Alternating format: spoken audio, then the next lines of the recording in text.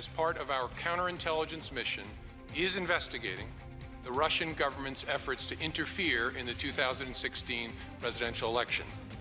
And that includes investigating the nature of any links between individuals associated with the Trump campaign and the Russian government, and whether there was any coordination between the campaign and Russia's efforts.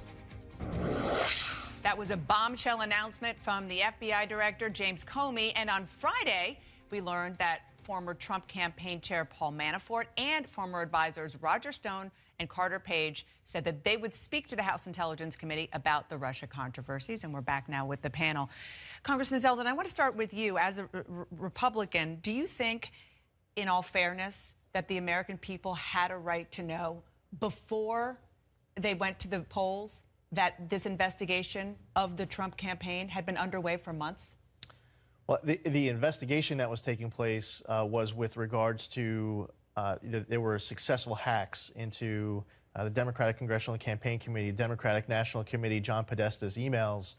And that was the nature. No. The FBI director said explicitly that it was the Trump any possible connection with the Trump campaign and the Russians. Right, but I'm just saying the focus of the reason for the investigation, the focus of that investigation was determining those hacks and whether or not, as you're trying to protect the integrity of Election Day itself and not being able to hack into our systems at State Board of Elections, like that was the purpose for what was going on, and that was the focus of it. Incidentally, as you are progressing and you start learning more of the facts, the investigation evolves. Can I help the congressman? Go for it. The answer to the question is yes.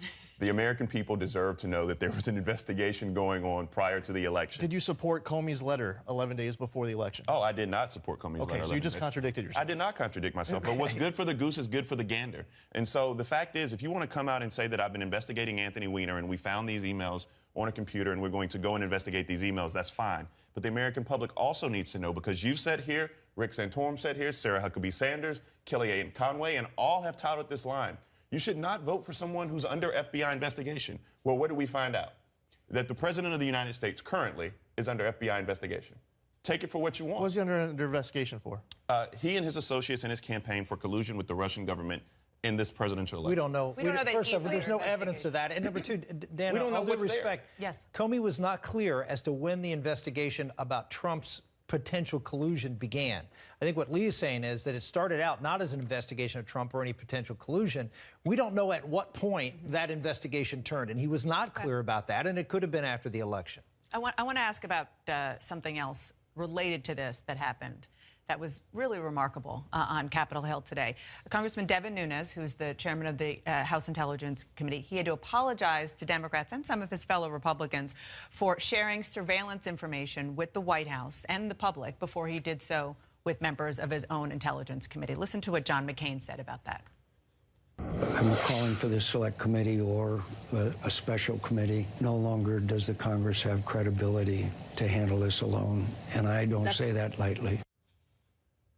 He says it lightly all the time, so that doesn't surprise me that John McCain. Well, what do you think? I think that I think it should be done by the committees in charge. Do I think Devin Nunes made a good call? No, I don't think he made a good call. I think he should have talked to his committee before he went to the president. And I don't think his responsibility is to the president. And so, but I would say on the other side, Adam Schiff has reminded me of Joe McCarthy. I mean, these rants about all these coincidences of and you know that have, if you string together, obviously show that there's a Russian conspiracy here with the Trump campaign, are absurd on its face, and he is being just as partisan as Devin Nunes is. I don't think it's partisan when you've got an FBI director saying that there's clearly been Russian interference somehow in our election. We need to have the facts. And Senator McCain is absolutely right. I do believe we need to have an independent commission. I think that what happened last week shows that it's impossible for there not to be political interference in the intelligence committees conducting this investigation. We're in too partisan an environment, and when you're talking about a foreign government like Russia trying to interfere in our election cycles, and Lord knows what else, we need an independent investigation. Congresswoman, did your colleague, Adam Schiff, go too far when he said this week that the Trump-Russia evidence is more than circumstantial? I don't think that he did. I don't have the information he does because he's not allowed to share it with me. But I think he is one of the most steadfast, even men that I know, and he would never say anything that didn't have truth to it. I admire the way that he's conducting this investigation. No one else has said that there's any evidence of that. But no your one else guy has went said rushing to the White House to try to protect no him one politically. else, on both sides of the aisle, in the Senate, no one else has said that. And if Devin Nunes was coming out publicly with evidence and allegations to make the president look bad, then the Democrats would be celebrating. You don't have to come to the committee first. If you want to go to the cameras and say anything negative at all with regards to the president. But do you wish that as chairman of the Intelligence Committee, which historically has been bipartisan, the last vestige of bipartisanship in Washington, should he have I agree with everything that Rick just said. You know, he's absolutely right in his analysis. I just want to point out, though, real quick, how this would have actually played out if Devin was going out with something that makes the president look bad. Okay, fair enough. Thank you all for that great credibility discussion of that committee, period. We'll leave it there. Thank you, everybody. Appreciate it.